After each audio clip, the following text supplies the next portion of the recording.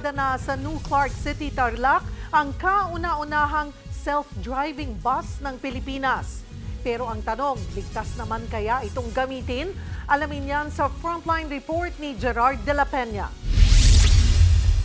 Ito ang kauna-unahang autonomous o self-driving bus sa bansa. Umaandar kahit walang driver.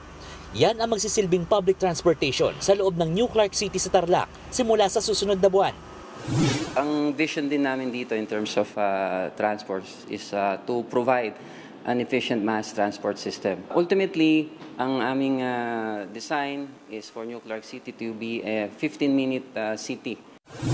10 taong nakaupo at 5 nakatayo ang kayang isakay ng mga self-driving bus. Meron din itong built-in ramp, kaya very PWD friendly. At eco-friendly pa dahil pinatatakbo ito ng kuryente, kaya hindi nagbubuga ng usok. Ang tanong, gaano naman kaya kaligtas sumakay sa bus na walang driver? The vehicle stops to when the sensors detect any danger. Sa pamamagitan ng sensors ng bus, agad-agad makakaiwas sa posibleng disgrasya sa kalsada.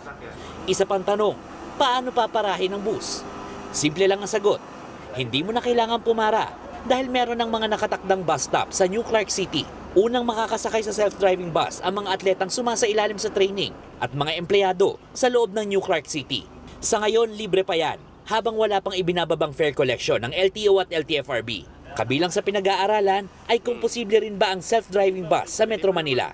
Nagbabalita mula sa Frontline, Gerard de la Peña, News 5. Mga kapatid, Cheryl Cosim po, huwag maging huli at maging una sa lahat sa balitaan. Para sa tuloy-tuloy na talakayang sa Frontline, mag-follow at mag-subscribe sa social media pages ng News 5.